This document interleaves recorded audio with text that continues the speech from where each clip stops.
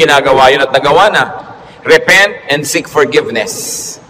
Maraming nabuburang utang pag humihingi tayo ng patawad at tayo ay nagpapakumbaba. At ang dapat gawin habang may panahon, magtanim ng mabuti. Kahit naman may edad ka na, marami pa ring oras para gumawa, magsabi ng mabuti. Ang old age nga, ang pinakamagandang panahon para ituwid ang mga liko, itama ang mga mali, at tapunan ng liwanag ang mga madidilim na bahagi ng ating nakaraan.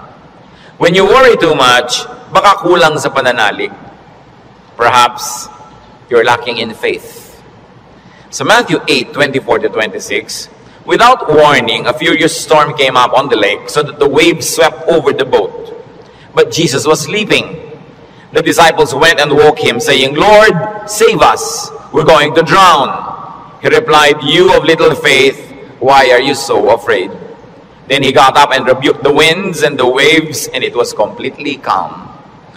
Well, actually, rational naman at valid yung fear nila dahil malakas ang bagyo, sinasalanta ng bagyo at ng mga waves at mga alon at hangin yung kanilang sasakyang pangdagat. Hindi naman imposibleng matakot ka nun at hindi naman yun unreasonable. Pero nakita natin yung statement ng Panginoong Hesus dito, He equated fear with lack of faith. Kaya pag marami tayong mga takot at kinakatakutan, ang dapat nating siyasatin yung ating pananalig. We should check our faith. The more faith we have, the less fears. The more fears, it means the less faith. Sabi nga, faith is the assurance of things hoped for, the evidence of things not seen. And if you're assured and you have evidence of God's goodness through faith, you will be much, much less prone to worry. Kaya si Pedro, nung pinalakad ng Panginoon sa tubig, nung siya'y nag-alala, natakot, siya'y lumubog. Matthew 14:29-31, "Come," he said. Then Peter got out of the boat, walked on the water, and came toward Jesus. But when he saw the wind, he was afraid, and beginning to sink, cried out, "Lord, save me." Immediately Jesus reached out his hand and caught him. "You of little faith, why did you doubt?" In both cases, yung lulubog na bangka at lulubog na Pedro, pareho silang sumigaw, "Lord, iligtas niyo po ako," o "iligtas niyo kami," at sila naman ay sinagip ng Panginoon at muling napanatag. So nakikita natin, pwedeng mangyari na mag-alala tayo, pwede tayong malibang na manghina ang pananalig, pero pag nararamdaman na natin yun, na tayo ay tinatalo na ng takot, magpaligtas kay Jesus, manalangin, tumawag, dahil yung example, nakita natin, ang tumatawag sa Panginoon, sinasagip niya. Kaya kung minsan nakakalimot tayong manalig, nakikita mong ninenervyos ka na pala, takot na ang naghahari sa iyong buhay, pangamba, anxiety, even panic, remember Jesus and call upon Him. Siyempre, nakakapanik yung lumulubog ka sa tubig. Tulad ng panik ng maraming taong iba't ibang korte at hugis at kulay, but the Lord is still Savior of all our worries and Savior from all our concerns. When you worry too much and you think that your faith is a problem, then ask for more faith. Humingi. Kuminsan ang ating mga panalangin parang grocery list, shopping list, hingi nito, hingi nun. Maganda idagdag dyan yung bagay na hindi material. Humingi ka ng karagdagang pananalig, tibay ng pananalig, sapagkat yung taong may tibay ng pananalig, kahit anong bagyo ang dumating, kahit anong warning at signal ang marinig, hindi siya nababagabag. Mag-alala man, konti lang. Hindi siya natatalo at hindi siya nasasakal ng takot. Kaya ang sabi ng mga apostles sa Luke 17:5, increase our faith. Yan ang panalangin nila sa Panginoong Jesus. Sapagkat napatunayang kulang ang pananalig nila, ang diningi nila, dagdagan yon. And it's very important for us to practice faith. Habang ito'y pinapractice mo, you put it to use, lalong tumitibay, lalong lumalalim ang ating pananalig. Kung tayo mapag-alala, baka kulang sa kaalaman sa mga pangako at salita ng Diyos. Kung alam kasi natin ang mga pangako at salita ng Diyos, halos lahat ng concern natin covered. And I dare believe every concern is covered. Nung nananalangin itong sa Solomon, sa Panginoong Diyos, masdan natin ang kanyang paggunita sa mga pangako ng Diyos sa langit. 1 Kings 8:25. Now, Lord, God of Israel, keep for your servant David, my father, the promises you made to him. when you said, you shall never fail to have a man to sit before me on the throne of Israel. If only your sons are careful in all they do to walk before me as you have done. And now, O God of Israel, let your word that you promised your servant David my father come true.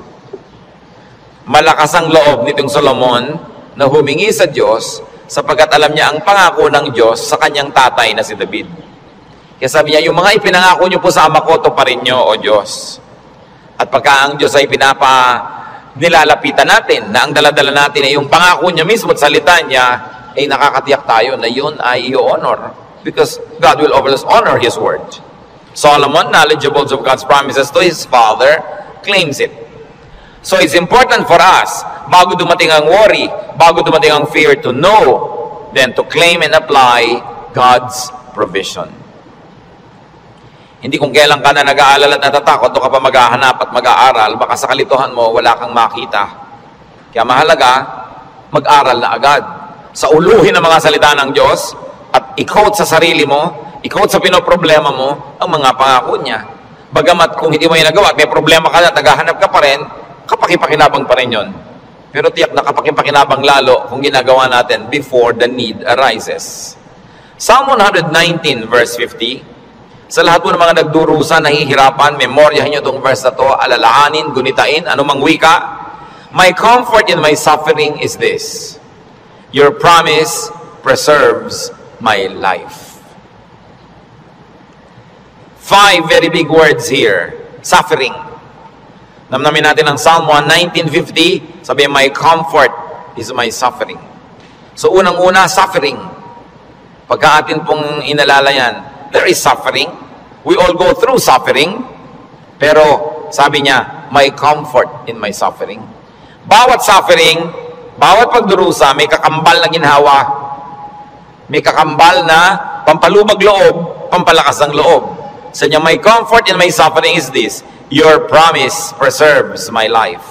So, ang pangako ng Diyos, ang ginhawa ng mga nahihirapan, at ang salita ng Diyos ang nagpapalawig, nagpapahaba ng buhay ng tao.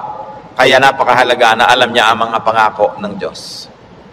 Kung alam natin ang mga dealings ng Panginoon sa mga taong ang buhay ay nasa Biblia, nakita natin ang mga pinayagan ng Panginoon na hirap, at kung paano sa kahalos kaduluduluhan ay biglang darating ang rescue, biglang darating ang tulong, dahil mayroong dahilan ang Diyos.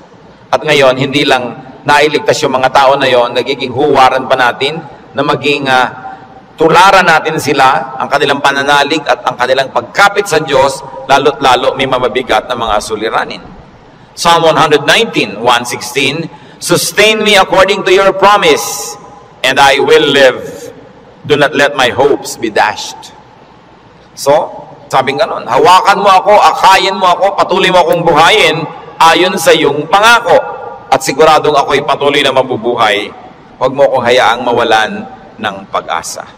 Maraming magagandang pangako ang Diyos. Dapat alam natin. When you worry too much, baka kulang din sa panalangin. James 5:13, is any one of you in trouble? He should pray. Nakita nyo yung simple, mabisa, makapangyarihang solusyon pag ang tao may trouble? He should pray. Unang-una, prayer can change the situation. And even if prayer doesn't change the situation, praying will change your heart. Kaya hindi pwedeng yung prayer walang pakinabang. Maaaring gawin ito yung ginugusto natin na mabago ang sitwasyon, malutas ang problema, dumating ang solusyon, etc., etc. O kaya hindi man ganon, na bago naman ang pananaw natin, na bago ang ating pag-iisip, ganon pa rin ang bunga, tumahimik ka. Ang mahalaga naman sa tao, yung payapa siya eh. Yung tahimik ka kahit may problema, kahit nga hindi masolve yan, tahimik ka pa rin. Daig mo pa yung nasolve yung problema, pero magulo pa rin siya ang isip niya. Kaya ang mahalaga yung kalooban. At napaka-importante nito mga kapatid, tandaan natin, hindi ninyo kayang kontrolin ang mundo. Hindi ninyo kayang kontrolin ang global warming. Hindi nyo kayang kontrolin ang earthquakes. Hindi nyo kayang kontrolin ang mga political turmoils. Hindi nyo kayang kontrolin na maging sakit. Pero kaya yon ng Diyos. Kaya pag ipinapanalangin mo at inilalapit, ang laki-laki ng nagiging inhawa mo dahil alam mong alam yun ng Diyos. At kung gusto niyang baguhin yun, sinong makakapigil sa Kanya? At kung hindi niya binabago, meron siyang magandang dahilan. Manalig ka na maganda ang kanyang dahilan kahit kung minsan hindi naabot ng iyong isip. Pero eto pa, kung hindi mo makontrol ang mga bagay na yan at hindi kinontrol ng Diyos para sa kagustuhan mo, meron ka pang pwedeng kontrolin, kapatid, yung kalooban mo. Pag pinili mong manalig, pinili mong sumamba, at pinili mong pumanatag sa salita ng Diyos, hindi ka tatablan ng pinoproblema mo. Kaya laging kapaki-pakinabang ang pananalangin. So you always pray and pray and pray. Yung madalanginin, malayo yan sa pag-aalala. Lalo't ang pananalangin ay punong-puno ng pasalamat. Kasi kung nananalangin ka ng nagpapasalamat, oo nga naman, naaalala mo unti-unti na ang dami ng mga maganda sa buhay na dapat ipagpasalamat. Nababalanse ang iyong alalahanin at natutuwa ka pa kung lumaon. Ngayon, maraming ganito mga kapatid. Sobrang nag-aalala, matatakotin, nerbyoso, dahil kulang lang sa saya. Kulang sa libangan o sa sarap sa buhay.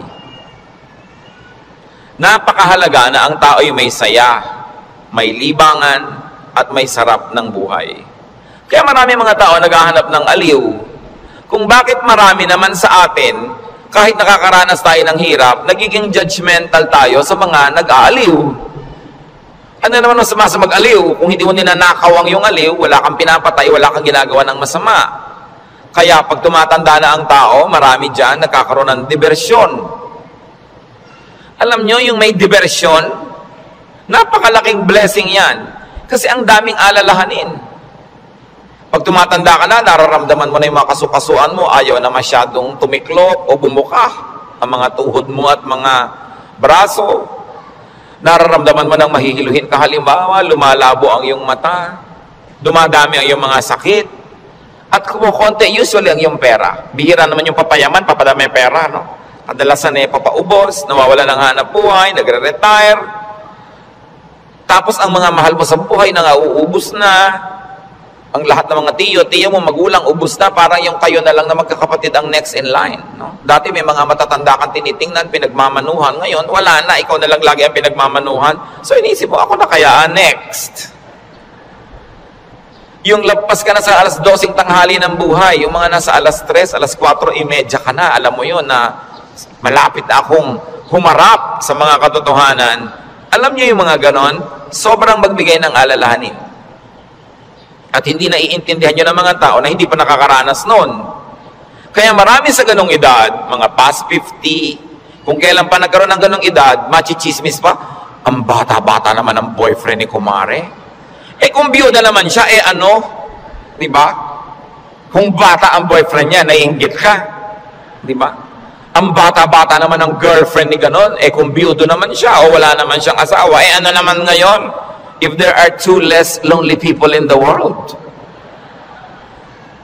Do not be judgmental sa mga tao naghahanap ng saya. Kasi kadalasan, yung saya mo na lang ang nagtatawid sa'yo sa dilim ng gabi.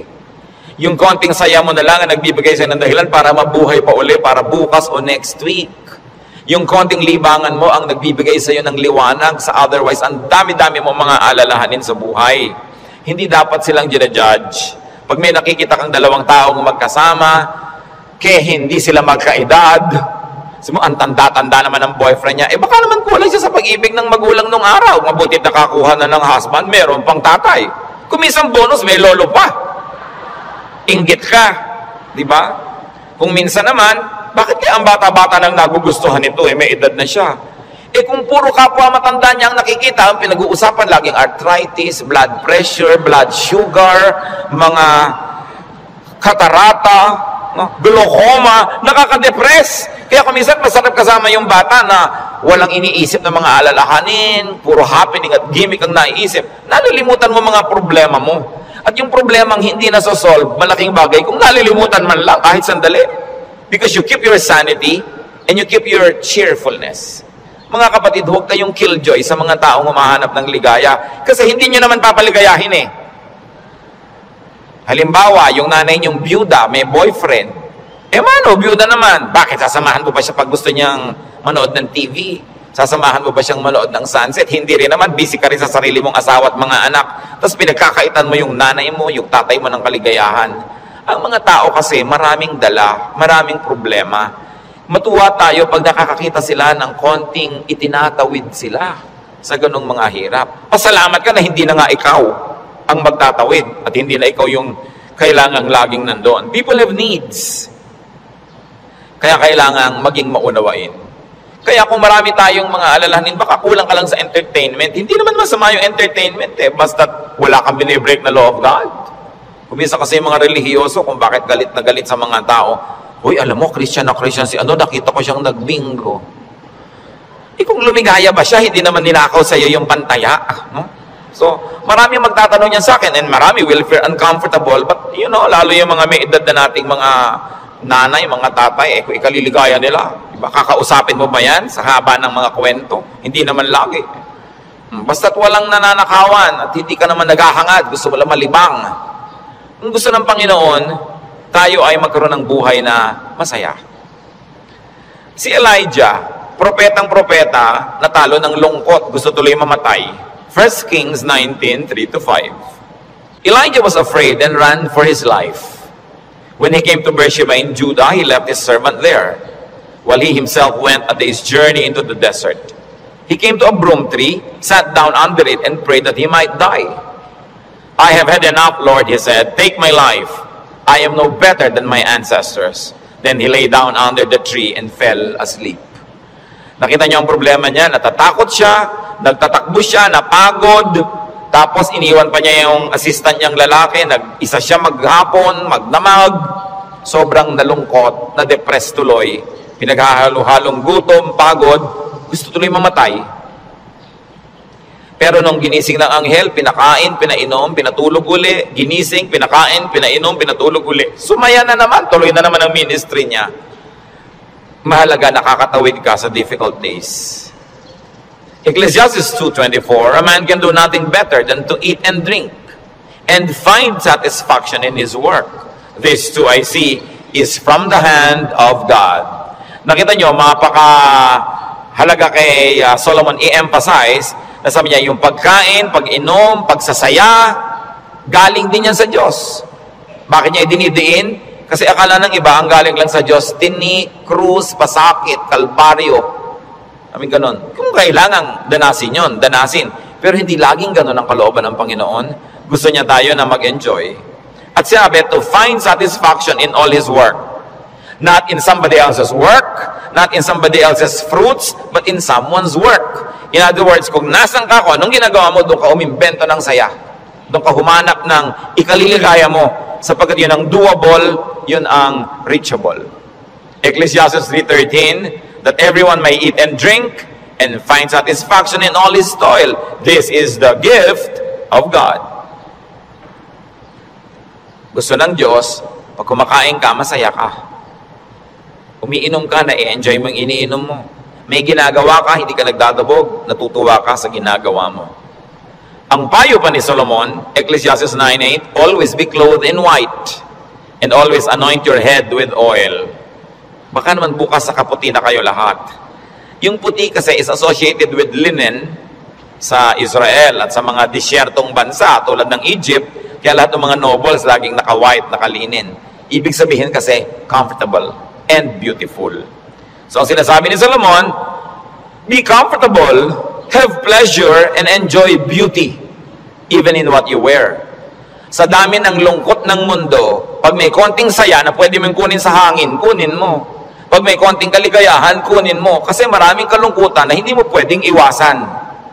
Mabuti na yung marami kang deposit sa alkansya ng saya para pag may panahon ng pagdurusa, may madukot kang saya, pampalakas sa mga araw na malungkot ka.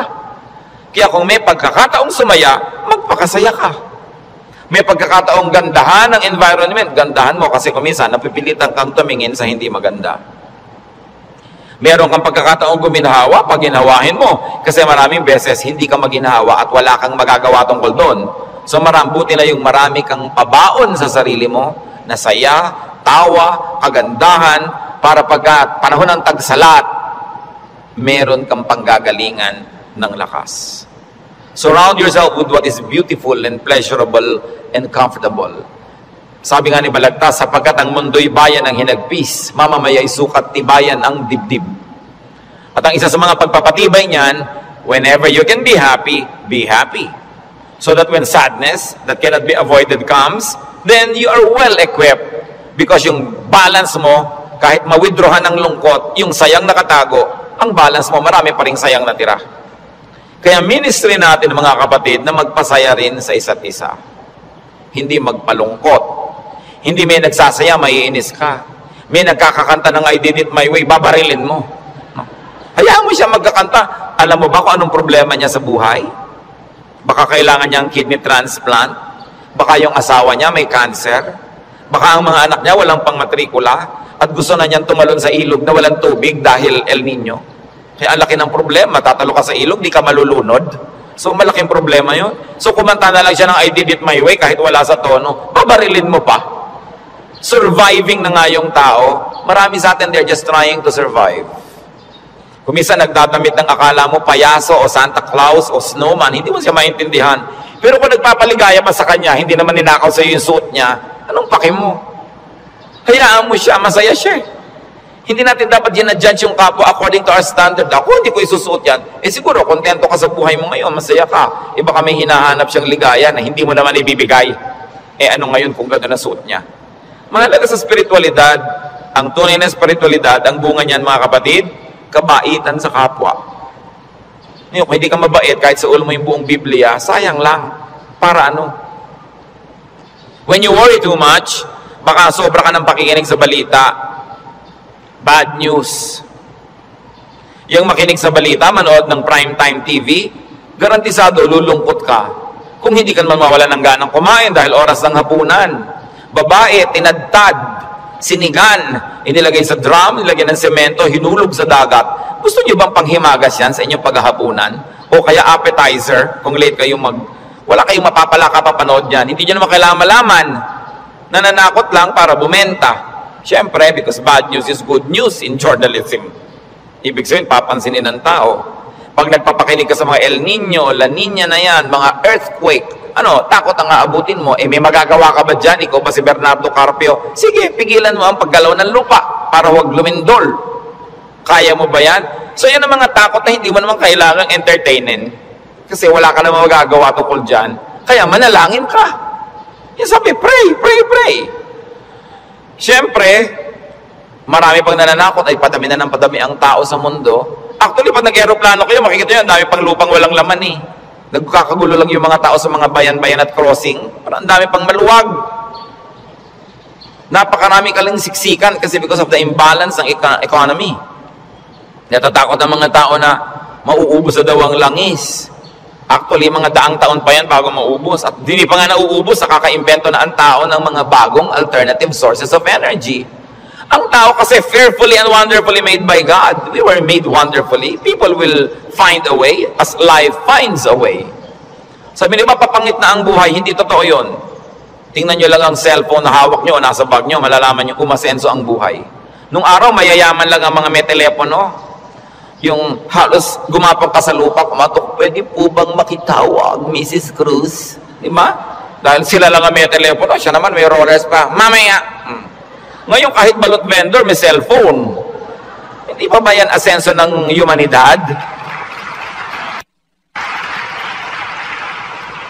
Ang mga pharaoh, ang mga Roman emperors, ngayon nahuhukay mga bangkay nila, simpleng abscess lang ng bagang namatay. Appendicitis, namatay. Eh ngayon, routine na lang yan. Diba? Routine. Ang dati nating presidente, Manuel Quezon, namatay sa tuberculosis. Ngayon, nagagamot na yan. In other words, nag-i-improve ang science, nag-i-improve ang technology, natututo tayo ng green architecture, green lifestyle. Sabi natin, parumi ng parumi ang mga ilog, buti pa ng araw na malilinis ang ilog natin. Lilinis din yan kasi magigising din tayo sa katotohanan na walang kwenta ang maruming ilog. Yung dating kirumi-ruming ilog sa Singapore, ngayon ang linis-linis na, ang dami na uling isda. Ganon din naman sa Stockholm, sa Sweden. Sa gitna ng city, ang linis ng ilog, may mga nangingisda, kinakain nilang isda. Dati daw yung parang Pasig. In other words, ang tao kasi natututo. Matututo, mag-a-adjust tayo eh. Nagkakaroon ng maraming research sa siyensya. Hindi ba kahit nga ngayon 70, mukhang 30? Napapahaba ang kabataan para mag-enjoy pa ng maraming bagay. Yung mga kulot ngayon, gusto mo tuwid ang buhok mo, bukas tuwid. Gusto mo kulot ulit next week, kulot. Maraming nagagawa ang tao. Ang pagkain, nung araw nga, bago ka makakain ng palitaw, kailan magigiling ka pa ng malagkit, mga 3 oras mong ginigiling-giling sa bato. Ngayon, punta ka sa Via Mare, mamimili ka ng lahat. Parang piyesta araw-araw. Maraming tao nung araw, pagka piyesta lang nakakakain ng lechon. O kaya ng karne. Kasi hindi naman available. Pero ngayon, pipiliin mo pa. Puro leg ba, puro likod, puro nabipili. Ang trend ng buhay, pag tinan nyo mga kapatid, papaganda. Huwag kayo nawawala ng pag-asa at huwag kayo nagpapalungkot dyan. Kasi God is in control. Ngayon, pag nagpapapakinig kayo din sa mga prophet of doom, sa sobrang prophecy, lulungkot din kayo. Diba? Ang alam natin, ang ending ng lahat ng prophecy, darating ang Diyos o babalik tayo sa Diyos, kung alam mo nang mauna doon, yung pa rin ang tunay na ending. No matter what the detail. Kaya ng ating dapat bigyan ng pansin. We romance the past too much. Laging the good old days, the good old days. Sabi ni Solomon sa Ecclesiastes 7:10, do not say, why were the old days better than these? For it is not wise to ask such questions. Huwag kayong magdrama-drama lagi yung hinahanap yung kahapon ng araw. Yung nung araw, nasasakay ka halimbawa sa bus, talagang yung buhok mo hinila na ng lahat ng hangin bago ka makarating sa Maynila. Yung the good old days ba yun? Na para ka magkaroon ng ice cream, gagawa ka? Good old days ba yun? Marami tayong hindi ina-appreciate sa present. Sa accomplishment ng humanidad at ng kabihasnan. Because we romance the past too much. When you romance the past, you will be sad. When you worry about the future, you will be afraid. You know what God wants you to do? Enjoy the day. Enjoy the moment. Yan ang payo ni Jesus. Sabi niya, do not worry about tomorrow. Tomorrow will worry about itself. Let the day's own trouble be sufficient for the day. Yung iba naman, kaya nagwo-worry, sobrang daming alam. Kaya ang sabi sa Ecclesiastes 7:16, do not be over-righteous, neither be over-wise. Why destroy yourself? Habang marami kang nire-research, maraming inaalam na hindi mo naman talaga kailangan sa pang-araw-araw na buhay mo, dadagdagan lang ang alalahanin mo. And sometimes, even in religious studies, ganyan yan. Marami ngayong mga TV networks nagpapakute para makakuha ng audience, mapanood. Walang ginagawa kundi siraan ng Diyos, siraan ng Biblia, guluhin ang pananalig ng mga nananalig. Tapos pag naman nanood ka ng nanood, nakinig ka ng nakinig, ang ending mo ngayon, malilito ka. Hindi ka ngayon makatulog. Anong bunga nun sa'yo? So huwag mo nalang panoorin. Tahimik ang pananalig mo, peaceful ka, that is a gift from God. Do not permit the enemy to disturb you. Kaya sabi, why destroy yourself? Don't be overwise. Alam niyo yung pagiging wise, it's a very difficult and a very high calling. Kaya mga tinatawag ng Diyos na maging mga philosopher, maging mga prophets, maging mga mangangaral, mahirap yun. Kasi pag lumalalim, tumataas ang iyong alam, nagiging vulnerable ka to so many anxieties and fears. You become vulnerable to a lot of isolation and sadness. Kaya nga yung mga tinawag ng mga special people to be God's channels of blessing and wisdom to others and to the multitudes. That's why we privilege them with respect. We privilege them with a lot of things. Kasi ang pwede lang nating isukli sa ating mga propeta, sa ating mga mangangaral, sa ating mga philosophers, ang pwede lang nating isukli sa kanila, pagmamahal, pag-ibig, pagrespeto, kasi dinadanas sila ang maraming hindi na natin dinaranas. Sa kanila ibinubunyag ang mga malalalim, mahihiwag at mahihirap na mga bagay para maipaliwanag nila sa mga ordinary mortals like you and me. Kaya mahirap yan. Marami sa mga propeta, marami sa mga great artists, marami sa mga great achievers, great thinkers are tormented by their spirits and in their spirits. Kasi they become sensitive to many things. Kaya napakasarap ng buhay ng mga taong regular lang. Kung minsan naiinggit ka doon sa sobrang dunong, sobrang galing, kaya mo bang buhatin ang bigat ng karunungan? Mahirap yon. Yung may ipabigay sa iyo ang Diyos, sasabihin ng Diyos, ipamigay mo na yan dyan sa mga tao, hindi siya madali. Kaya kung minsan may eccentric behavior, no? Yung mga great artists na hindi nauunawa ng mga karaniwan tao. Basta tayo mga kapatid may hindi nauunawa, huwag nyo i-judge. Sikapin nyo unawain, at kung hindi nyo man lang maunawaan, at least leave it alone. Huwag nyo siraan, huwag nyo pintasan, kasi hindi nyo alam. At pasalamat kayo, hindi kayo yun. Ngayon, we avoid extremes. Because extreme behavior and extreme thinking also leads to a lot of worry. Ecclesiastes 7:18, the man who fears God will avoid all extremes. Gumigitna ka lang, bumabalansi ka lang, para tahimik ang buhay mo. Ecclesiastes 12:12, be warned, my son, of making many books there is no end, and much study wearies the body. Lalo ngayon, ang daming choices. Nung araw, 3 lang ang channel sa TV. Ngayon, daan-daan ang channel. Ang dami mong choice. Kaya wala ka nang mabuong programa. Marami ka kasing choice. Nung araw, pagkahapon, basta mga aninong gumagalaw, yun lang ang mapapanood mo. Mga lumang pelikula. Wala ka nang maraming choice. Kuminsan, tahimik pa yun eh. Umorder ka sa restaurant ng tea. Nung araw, pag umorder ka ng cha, etong cha. Ano pong tea? Ang daming tea. Alam niyo, mahigit 100 yung papapiliin sa inyong waitress. Pagkatapos papapiliin ka pa kung hot o cold. Tapos papipiliin ka pa kung natural o ganito. May sugar o without. Pag may sugar, natural sugar, coco sugar. Ang dami pang sugar. Huwag na nga, tubig na lang. Ang daming choices ng pati ng soft drinks. Gumugulo tuloy. Bakit natin ito binabanggit? Mga kapatid, kung tahimik na ang inyong kalooban sa pananalig niyo sa Panginoon, huwag niyo nang guluhin ng kung ano-ano pa mga ideya. Walang mapapala. Ang kaluluwang palipat-lipat, papalit-palit. Sabi ni Solomon, tigilan niyo na yung kababasa sobra. Sabi ko noon, mapapagod ka lang, matutuyo ang iyong lakas. Sabi ko noon, hindi matatapos yan. Ang ending din naman, haharap ka sa Diyos eh. Kaya kung tahimik ka na, payapa, huwag ka nang pagulo pa. That's why prophets and philosophers and thinkers and teachers are burdened. And the only thing we can give them is to privilege them with respect. Sabi sa Ecclesiastes 5:12, the sleep of a laborer is sweet. Read laborer as simple man. No? Yung unscholarly man. Sabi ko noon, mas madaling sumaya pag mababaw ka. So huwag mo nang masyadong laliman. Kasi baka walang humukay, para kang nagtago na wala naghanap, lalabas ka rin, mahirap. Pag may mga mababaw dyan, so, ang saya naman nila, mabuti pa sila. No? Yung konting, ay, hangin. Hangin lang tumatawa. Kesa naman ang tali-talino mo, wala na makapagpatawa sa'yo. Mas mahirap yun. No? When you worry too much, baka kulang ka lang sa food or drink or chemical balance, tulad ng pinag-usapan natin nun. Kaya, yung propeta, pinakain ng anghel sa 1 Kings 19, 7-9, at guminhawa na siya nung siya kumain at nakainom. Baka sobra ka nagda-diet, kulang ka na sa vitamina, kulang ka na sa minerals, kulang ka na sa nutrients, kaya ka pala malungkot. Ang bewang mo nga, di ba? Ang liit-liit, pero ang lungkot mo naman, nakatingin ka at nakatulala, no? Sa kawalan, di bali nang lumaki ang bewang mo.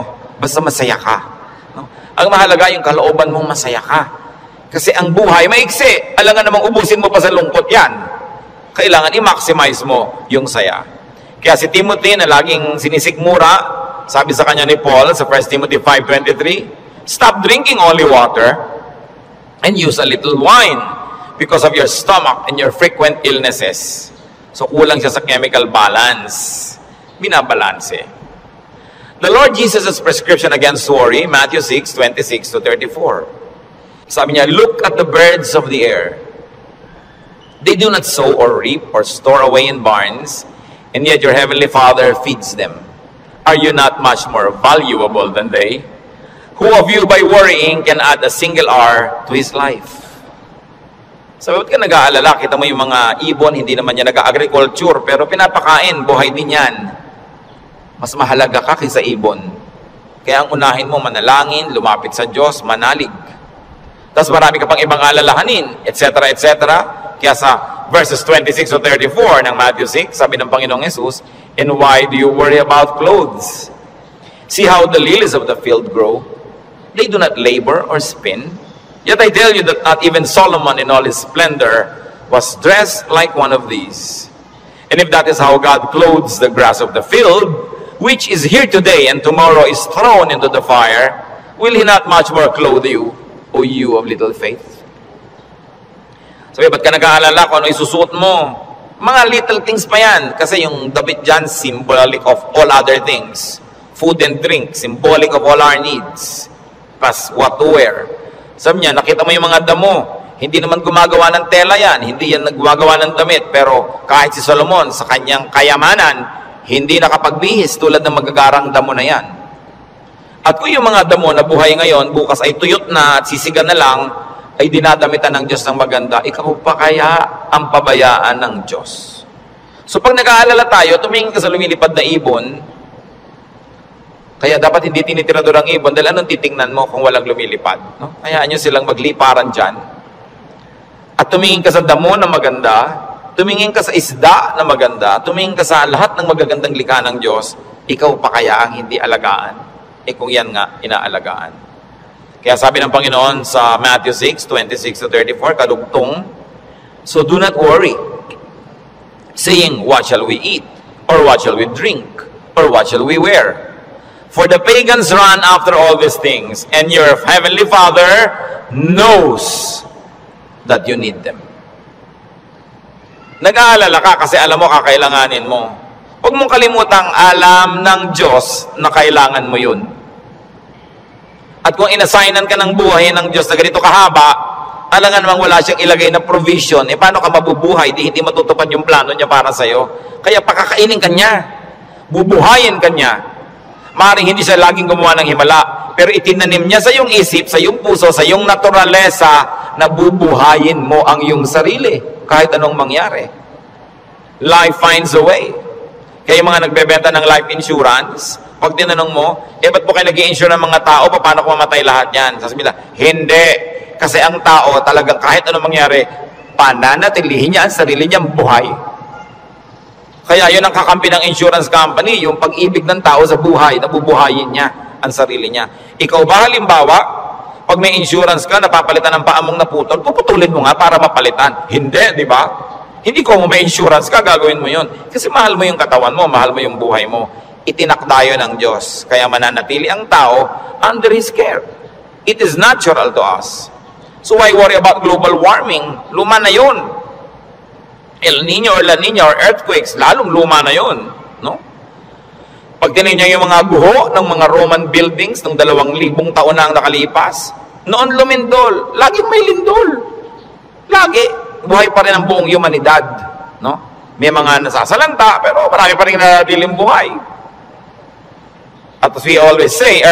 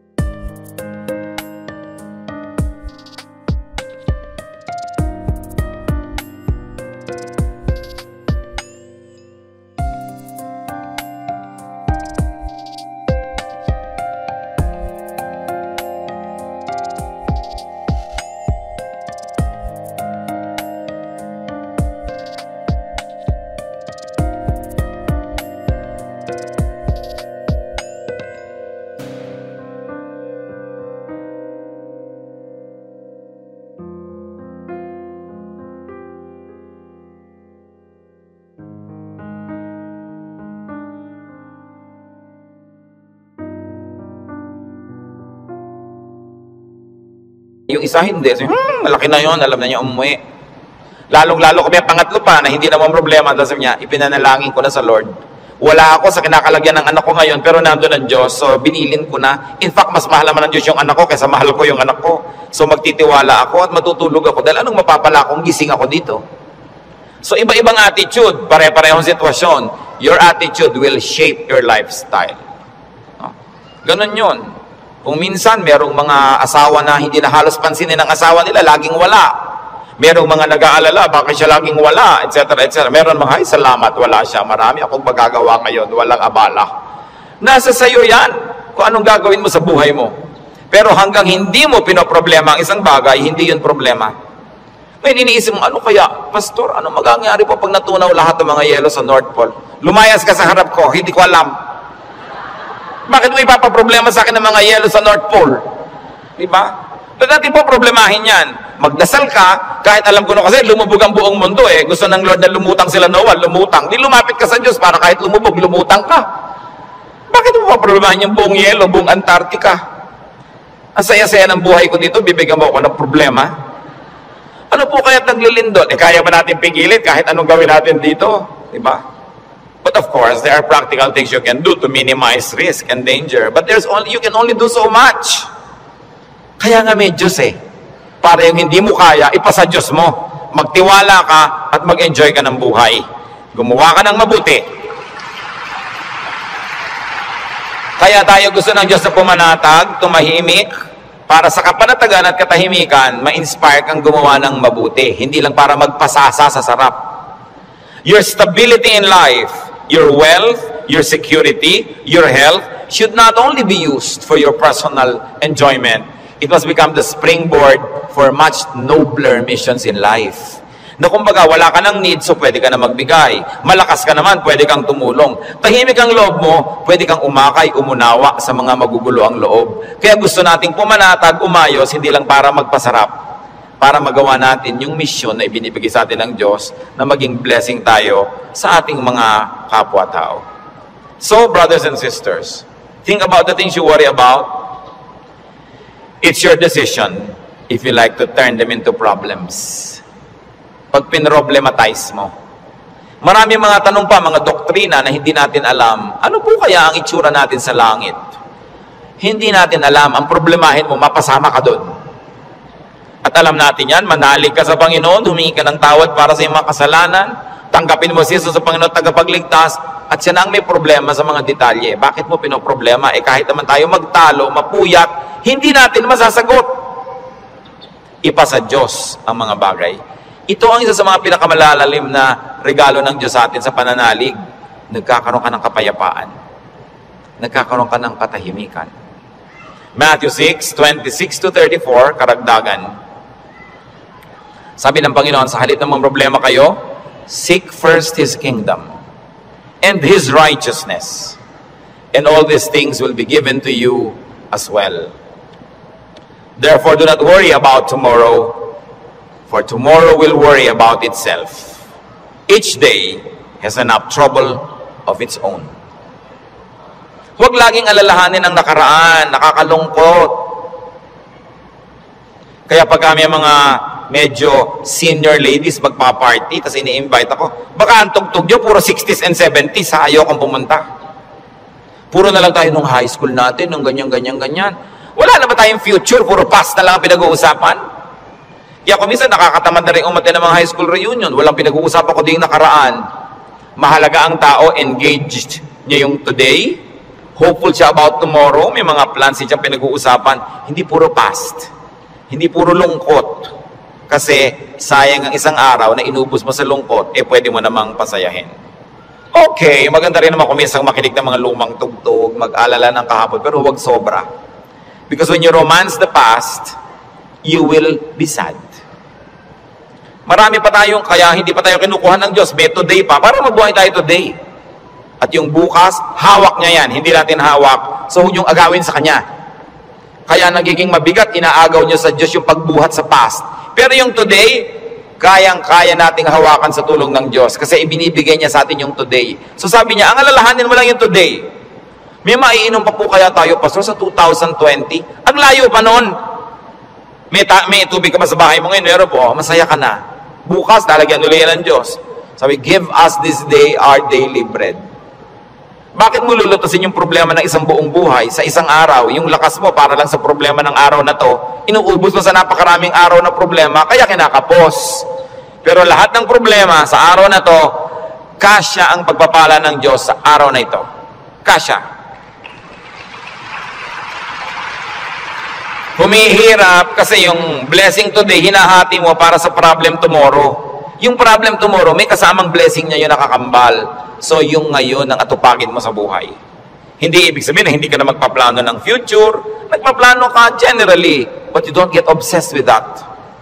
But don't fail to live the moment, to savor the moment, because it will never happen again. Alam nyo, kahit anong iniintay nyo, pag wala kayong ginawa kundi hintayin yon, ganun lang pala, sandali lang tapos. Araw ng kasal, anibersaryo, fiesta, event, ang tagal mo pinaghahandaan, tapos sandali lang natapos, sasabi mo, ay, tapos na. Marami kasi, nahihirapan silang ihanda yung darating pa, pero pag nangyayari na, they are too busy trying to be perfect, hindi nila na-enjoy, tapos na, wala na, lugi na sila. So, enjoy the moment. Pag kami ikinakasal ako, may ibinubulong akong gano'n. Minsan may tinatanong sa akin, ano po yung ibinulong nyo, Pastor? May mga pakialamera kasi pati ibinulong mo, tinatanong.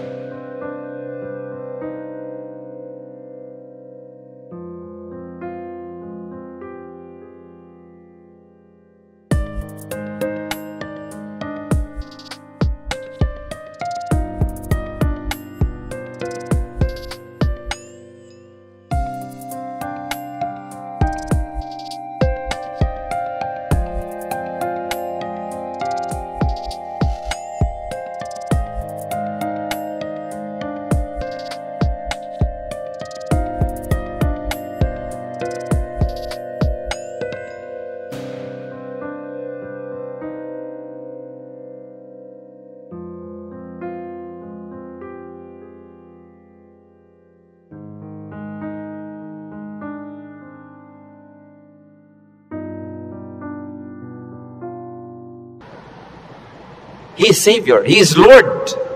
Lord over all our problems and cares. Kaya sabi ng Ecclesiastes 11:10, so then, banish anxiety from your heart and cast off the troubles of your body, for youth and vigor are meaningless. Sabi, palayasin mo, iwag-wag mo ang mga problema mo. Kaya ang laki ng gawa ng word na word, banish. Hindi lang sinabing remove, banish anxiety. And this word anxiety in its original word and language is the same as the clinical word now for anxiety. Yung halos masiraan ka ng bait sa pag-aalala, sa takot, sa panic, sa nervyos. Sabi, iwagwag mo yan, tanggalin mo yan. Hindi yan bagay sa mga anak ng Diyos. Do what it takes para matanggal yan. Kaya mga sinabi natin, maghanap ka ng ligaya, manalangin ka, get busy, alisin mo ang dapat mong alisin, palitan mo ang iyong mga pag-alala ng panalangin, ng kapayapaan, ng pananalig. Bakit? 1 John 4:3, the one who is in you is greater than the one who is in the world. God who lives in you is greater than the spirit that scares you. Kaya napakahalaga na isipin yan, yes, I am a winner because Jesus Christ is a winner. Matthew 10:29-31, sabi ng Panginoon, are not 2 sparrows sold for a penny?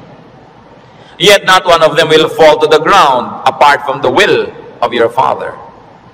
And even the very hairs of your head are all numbered. So don't be afraid. You are worth more than many sparrows. Yung maliliit na ibon sa Israel, ang mura-mura, dalawa nun, isang pera lang. Para halos economic value. Sabi ng Panginoon, hindi ba ang mumura ng mga ibon na yan halos walang halaga? Pero wala ni isa sa mga yan ang namamatay nang hindi alam ng Diyos at hindi pinapayagan ng Diyos. Pati sila, pinapayagan mo na ng Diyos na mamatay bago mamatay. Alam ng Diyos ang nangyayari sa kanila. Eh ikaw, sabing ganon, pati nga number ng buhok mo dyan sa anit mo, alam niya. Alam ng Diyos kung ilan nang nalaglag sa unan kagabi, sumama sa shower, ilan niya kung ilan tumutubo, alam niya kung ilan yung nalalagas. Ibig sabihin, ang pagkakaalam ng Diyos sa buhay natin, very updated and very detailed. Kaya sabi niya, huwag kang mag-alala. Higit kang mahalaga kaysa maliliit na ibon. Kaya pinapahalagahan ng Diyos ang iyong buhay, pahalagahan mo rin. At huwag kang matakot kahit kailan. Ano ang mga ipinag-aalala niyo mga kapatid? Sa mga binanggit natin o sa mga hindi natin nabanggit, palayasin niyo sa buhay niyo yan. At saka sabi niyo, Pastor, ang laki po ng problema ko, walang solusyon. Walang solusyon? Sabi ko, hindi problema yan.